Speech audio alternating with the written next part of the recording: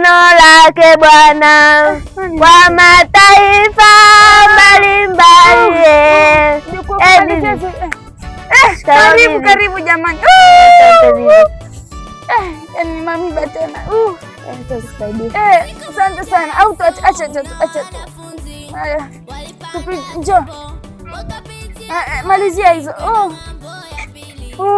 Bibi za siku nyingi. Nzuri, naona mvo niombea mgongo kapona. Karibu kae hapa. Asante bibi. Hiyo inamwiba. Soje tena wajukute na wadaa wanakoga na maringo. Achana. Unaweza kama ukichoka achana navyo tu.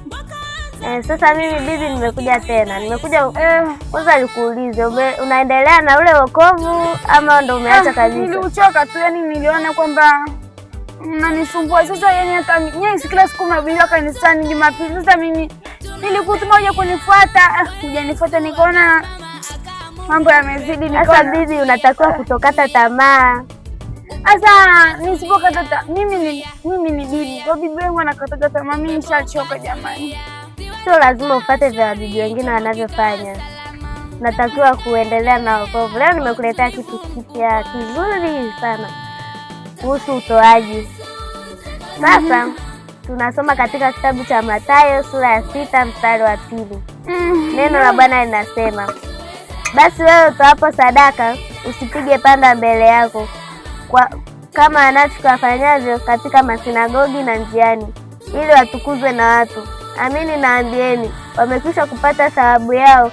Bali wewe utoapo sadaka, hata mkono wako wa kushoto usijue ufanyalo mkono wako wa kulia. Sadaka yako iwe asili, na Baba yako aonaye sirini atakujazi. Kwa hiyo mimi nimekuja kukwambia kwamba unatakiwa kuwa mtoaji, unatakiwa kutoa sadaka mbele za Mungu. Yaani kanjoka hapa.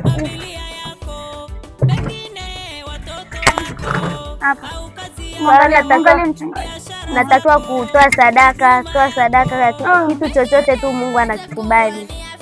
Sadaka tena? Unatakiwa kumtolea Mungu sadaka, atakujazi, yani kidogo tu. Wewe nikuulize, umetuma na nani? Mama unifuatilia sana. Kwa nini unifuatilie mimi? Mimi hadi nakufuata wewe ni kwamba Mungu anakupenda, ndio maana yuko hapo duniani, amekuja kukuokoa. Maana Mungu amekuja amenileta hapa ili wewe uwe salama. Nimekuja kukuhubiria habari njema ili uokoke.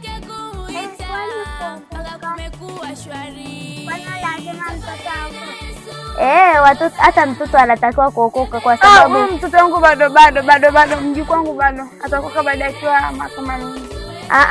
Huyu hapa anatakiwa kuokoka hata akiwa hapa mdogo. Maana Yesu anasema, anawaambia watoto njooni anawaambia watoto, waleteni watoto wadogo waje kwangu, maana ufalme wa mbinguni ni wao. Kwa hiyo hata ufalme wa mbinguni unaanzia kwa watoto kuja hadi basi.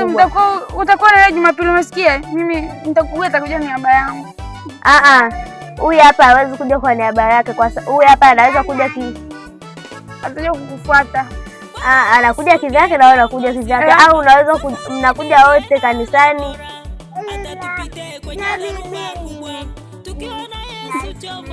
Simsikilize huyu, ana maneno mengi sana huyu, hata nikimwambisha ataenda. Mimi nimesema hivi, nimesikia mambo sadaka. Hivyo sadaka tunavifanya vya nini jamani? Mimi unaona kabisa hizi nguo sio kwamba nilishakwambia usini. Mimi unavyoniona hivyo, kama umetuma mimi sina hela, jirani yangu hapo ungemhubiria na hela nyingi, anaweza kuwafaidisha kanisani kwenu. Labda kuna sema ujenzi hamjamaliza, lakini sisi hatuhubiri ili kupata fedha. Mimi nimekuja kukufundisha utoaji, sio kwamba nakufundisha utoaji ili sisi tupate fedha aidha za chakula ama za kujenga kanisa. Mimi nakufundisha utoaji, maana mtu unapotoa hata kidogo Mungu anakupa kikubwa, kwa sababu Mungu anampenda yule mtu anayependa kutoa, mtu mwenye roho ya utoaji. Sasa jamani, nishakwambia hizi kanga jirani kanipa. Unaona makuni nimetoka kuyacheza. Sina chochote cha kuwapa. Mungu anapokea kitu chochote, hata kiwe kuni, mbolea, chochote kiwe kidogo kiwe kikubwa. Mimi nitafika kule kuchanja niwapelekee nyie. Tunamaanisha hivi?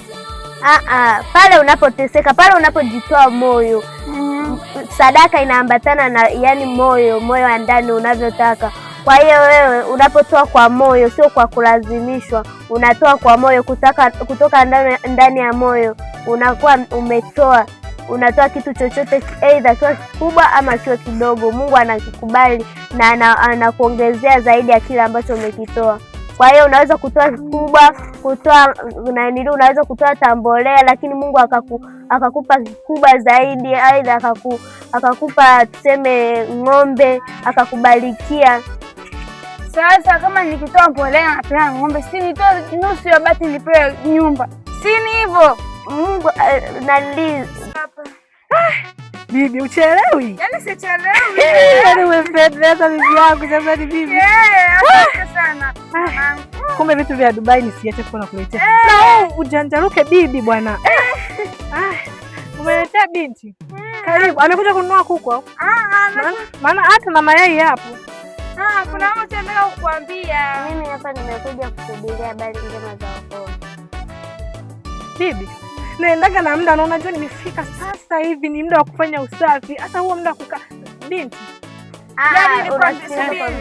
Nikwambie mtoto wangu, ukisikiliza huyu, yani anayoyatoa yana maana sana kuko kufagia.